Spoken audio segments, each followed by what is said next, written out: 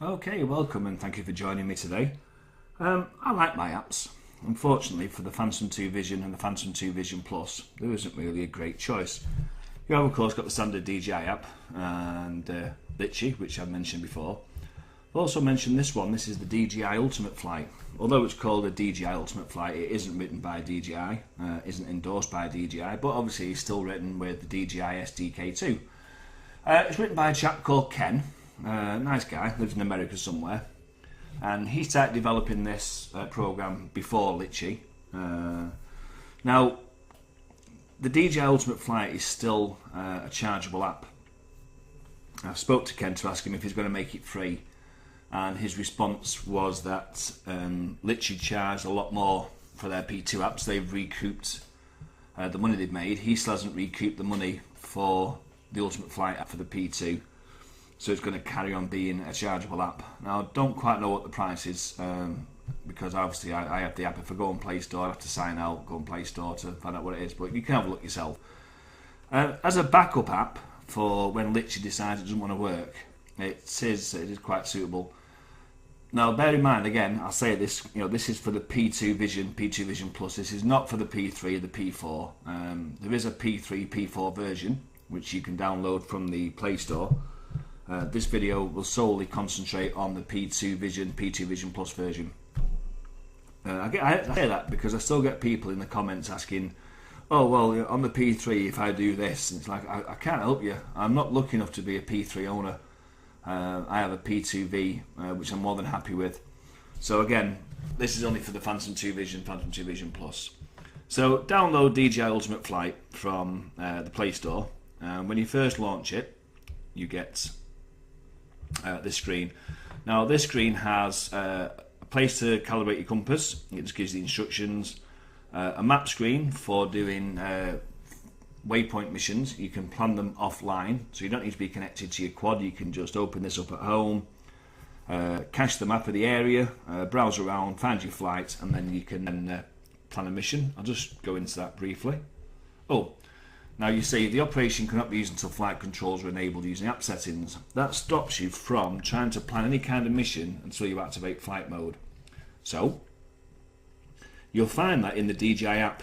If you're only just flying Phantom 2s now, or Phantom 2 Visions I should say, or the Phantom 2 Vision Plus, if you want to run or do a ground station mission, you have to activate ground station. Now you can do that through the DJI app in the settings. And you can also do it through the Ultimate Flight app. Now, Litchi, however, doesn't have the option. You can actually go into Litchi and you can actually make up a mission, but the minute you try and send it to your quad, it will fail. I've seen a few posts on Facebook, people saying, I've set up a mission in Litchi and when I try to upload it, it fails. Usually new Phantom owners who don't or haven't read the manual thoroughly. So again, you have to go into settings. So what we'll do, we'll go into settings first of all, and we'll go through just all the various settings. First page, display units, map, satellite, return to home. They're all the same things that you get in Litchi. Distance reported as, there are two options in here. There's Phantom to home and Phantom to pilot. Why the home point will ever be too far away from the pilot, I don't know. I know my home point, I usually put the quad about 20 feet from where I'm going to stand before I fly it. But it's nice to have it there, I suppose. Your choice. FPV Vision Plus. That is for if you turn it on, the camera will not adjust to the flight. It will remain static, solid. It gives you more of a true FPV experience, if you like. Ghost buttons. I'll show you ghost buttons later on when I actually go through the settings for it. Flight modes, this is what you want. You have to turn on flight modes. And you then have to agree. That's pretty much the same spiel you get if you are turning on flight modes in the DJI app. So let's go into this one. Default settings. These are for your waypoint. So maximum distance from home for waypoint, not for limited, 500 meters. I've just realised I'm still in meters. Let me just go back to general and change display units. Imperial US. That then gives me feet as opposed to meters. I'm old fashioned, I still work in feet, not meters. So maximum distance from home for waypoint, not from limited. All that basically says is you won't be able to set a waypoint past that. You can change to 0. Maximum waypoint altitude, I'll leave that at 400 feet because that is the height limit in the UK that you can safely fly up to. Minimum waypoint altitude, that's the lowest you can go on a waypoint, 33 feet. Default altitude, every time you put a new waypoint in, unless you tick the box for new defaults, which I'll show you when I go into the map section in a moment, 66 feet. Cumulative mission distance, how far you can fly. So if you know your Phantom can do 4,000 feet travelling easy, you can change that to that. Default waypoint wait time, that is for stop and turn mode, and again I'll go through that briefly in the map section later. So let's come out of there, back button. Camera, standard again, video resolution, camera action when connect lost, auto stop start. You don't have auto stop start in the DJI app, you have to manually start the camera, just another reason not to use the DJI app. Speech, text to speech, so any warnings that come up on the screen will be spoken out loud. Read screen messages, you've got all pop-up messages, all information. I'll let you read through that. I mean, you can make your choice as to what you want to have spoken while you're out there. More things read out. You can have MCU errors, no fly zone, low sat count, etc., etc. Again, those are my mistake. Those are related to. Oh, not that one. Those are related to informational messages. I'll get that right in a second. Read screen messages. Tablet's not responding. Excuse me a second. There you go. All pop-up messages, warning messages, those are the ones for MCU errors, etc., etc. You can configure those in that setting there, so you can have it say MCU errors, no fly zone, low sat count. I like the extended battery low warning. Sometimes I fly for quite a while. Flight settings, you can have satellite counts, current altitude, current speed, current vertical speed, current distance, phantom battery level, extender battery level, flight mode, camera state, Wi-Fi state. There's more there than you have on Litchi. Now, which ones you want to have read out is entirely up to you. Again, you can just choose those. That's speech. Next one, home point. You've got two choices, dynamic home point, or you can have draggable home point. Now, what is draggable home point? If you're taking off and you happen to have some trees behind you, because there's variances in the home point, it can be as much as plus or minus sort of 10-15 feet. What you can do is actually put your finger on the map and drag the blue circle, which is your home point, and put it further away from you. However, you have to make sure you start the motors at least once, because if you don't, the minute you start the motors, the home point will just pop back to where it first started from. It's a good idea, I suppose, if you're doing waypoints. Obviously, or flying a mission, obviously, is to make sure you don't start near trees, but just in case you haven't got much of a choice. Warning limits, warning reminder time to be active warnings, warning settings, low sat, low battery, low Wi-Fi, etc., etc. They're the ones that are read out. That's the way you change the settings for those. Next one in the settings here. So there's a lot more settings than Litchi has. Flight log. Like Litchi, flight log data is recorded, speed, distance, max speed, etc. Phantom tracks, never worked out what phantom tracks were. It's used for offline replay.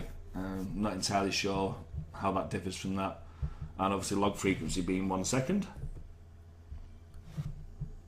Next one, keyboard. This again is something Litchi doesn't have.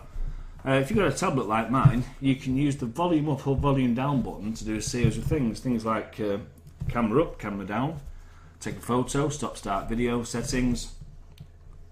Again, it's just something that, you may use it, you may not do, but it's there if you want to. Last but not least, you have the advanced one, altitude calibration. Altitude calibration is something which I will show you in a moment. It's the one thing Litchi has, the one thing that DJI Ultimate Flight has over Litchi, and I'll explain why. Phantom location, it'll show a little quad, little blue quad on the screen to show where it is in relation to you. So if it's behind you, it'll be behind the home point. If it's in front of you, it's the left or the right. Map auto zoom, compass rotate with device, pretty much self-explanatory. Map rotates with device. Movement accuracy, high accuracy display, HDR into photo timer. I'm not a cameraman, so I have no idea what that means. I'm sure someone out there does.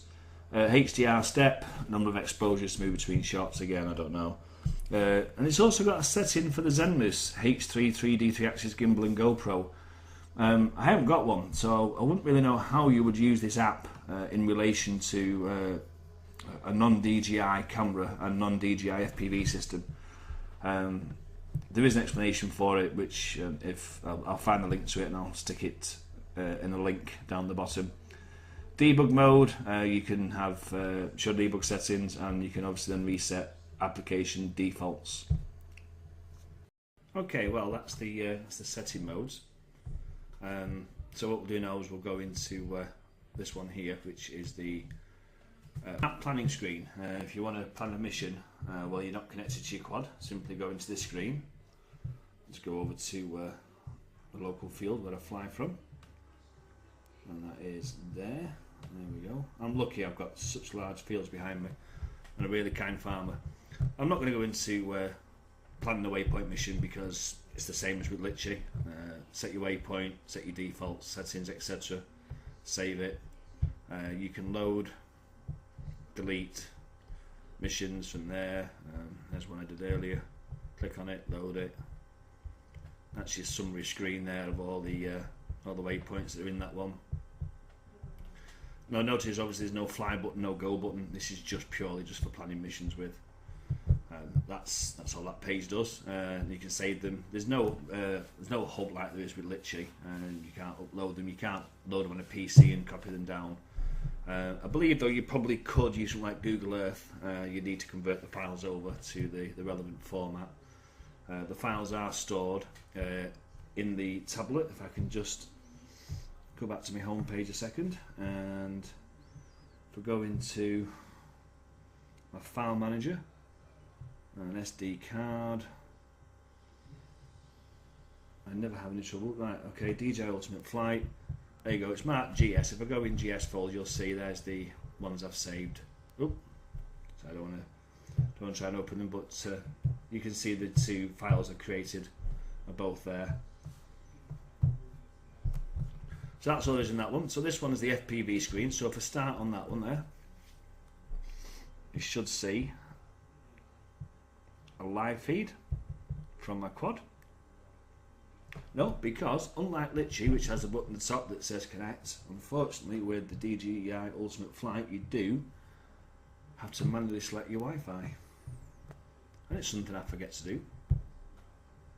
I'm so used to Litchi just going, yep, I'll connect for you. There we go, go back to Ultimate Flight. Flight mode now unknown. Flight mode now Addy. As you can see, the app has a voice that likes to speak. You keep hearing interrupting while I'm trying to do things. So a quick run through. Up here you've got your mode button, and in there you've got 4 options, which I'll go through in a second. You've got a flying timer. It tells you how long you've been flying for that flight. Wi-Fi signal strength, TX signal strength, range extender battery level, satellite count, and main quad battery. You can see the screen split. You've got a section there which is your map view. If you click down here, you can either go full FPV or you can go full map view. And as you can see, that's the map there. So click, and click again, takes you around. What we'll do, we'll just go to full FPV screen for now. As you can see, the buttons here are ghosted out at the moment because they're not in use. There is a micro SD card in the quad now, we'll show you in a second. Altitude is 4 feet, even though it's actually sat on the floor. Now remember I mentioned the auto adjust system that's in the settings earlier. If I just start the quad up. Motor started. Good. Video recording started. Oh. And then it stops Motor again. Stopped. Video recording stopped. You see you get messages on screen, home point not set obviously, and these here little information pop up that comes up. That actually doesn't come up in the later version, it just comes up and then goes off after a few seconds. You'll now see the altitude drop down to 1 feet, so it's adjusted the altitude. Unfortunately the barometers inside P2Vs are a bit naff and it will never register exactly 0 feet. So you've got distance, your altitude, your speed. V speed is vertical speed, i.e. how fast it's climbing, how fast it's descending. And that's it for the screen really, there's nothing else here. I'll show you these ghost buttons though. Let me just start the quad back up. Motor started. Good. Video recording started. You'll notice here is the button to show you it's recording, and if you just wait for a few seconds, what you'll see is it will slowly start to disappear.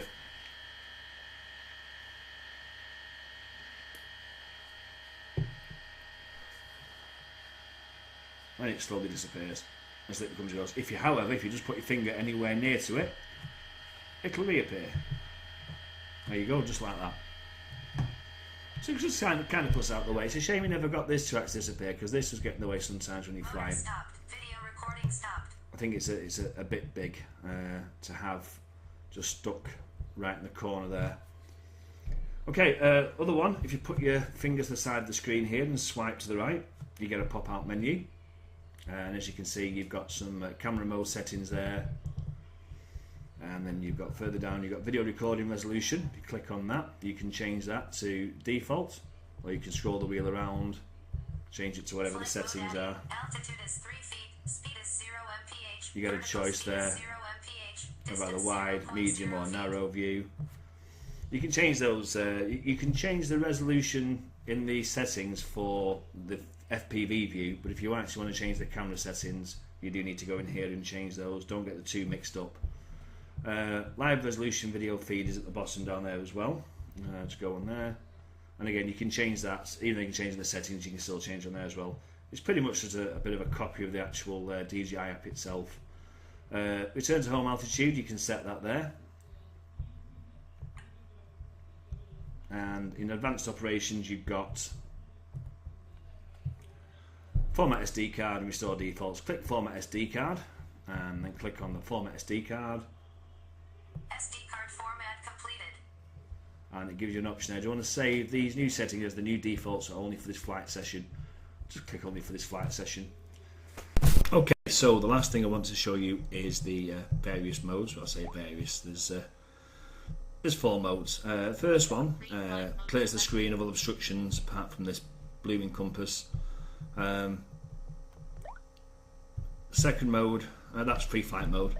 Second mode is ground station mode, waypoint mode, and as you can see now, all your little icons there. Now, interestingly enough, the return to home button is visible both on the FPV screen in waypoint mode and in the map screen. If you go into Litchi, the return to home button is only there if you're actually showing the map. It doesn't show in the FPV screen, and I'll just show you that actually, just say the difference, because people do ask me about return to home. Let me just go into that, go into Litchi, connect up. Now, as you can see now, camera has connected. Okay. In FPV mode, there's no return to home. That's auto takeoff, as I covered before. If you go into ground station mode, it brings the map page up. You can see the home button is there, return to home, but not in the FPV screen. Litchi told me that's the way DJI have done it. Ken obviously must have somehow found a way to have it show on both the screens. So let's go back to Ultimate Flights. Oop. And go back into there. No. So that's the second mode. Third mode is joystick mode, and you have to do the automatic takeoff with that, and it'll rise to about 15 feet. And then the operator with this, with the app or the tablet, I should say, can actually move the quad using the on-screen joysticks. It does actually work. I have tried it. It's a little bit unsensitive. You sort of have to really sort of get it dead right for it to work. But it's a novel thing. If you want to take control, just click the S1 switch, and that will then take you back into normal flight mode. And the last one is waypoint record mode. And basically you can fly around, and if you see something in your camera that's of interest, you can hit that button and it will record a waypoint for you. So that's it, that's the modes. I think I've covered pretty much everything else. So the question obviously is it worth buying? I think just for the altitude adjustment part, I think yes, it's probably worth buying. Ghost buttons, you can hide the buttons, give you more clear FPV. Litchi is a little bit cluttered on the screen. What else? It has come to the end of its useful life. Ken isn't doing any more work on it, although he will. He has said, if he can add any more new options, he's going to. 242 is the latest. I can't use 242 because I have some kind of issue with my setup, so I'm on 221. If you do have any issues, of course, Ken does have a Google forum. Just search DJI Ultimate Flight on Google and you'll find the forum. You can go in there and post your query. He does answer emails pretty much 24/7. I've sent him emails at 10 o'clock at night and had a reply. Well, of course, that would be daytime. I've also sent them sort of first thing in the morning and had a reply within an hour. I don't think the guy sleeps, to be honest. So yeah, it's a good backup app if Litchi goes down, for any reason it stops working. So on a score of 9 out of 10, I would give it a 9. It could do with a few tweaks, a few things it could do with, but ultimately it's entirely up to yourselves whether or not you go and buy it.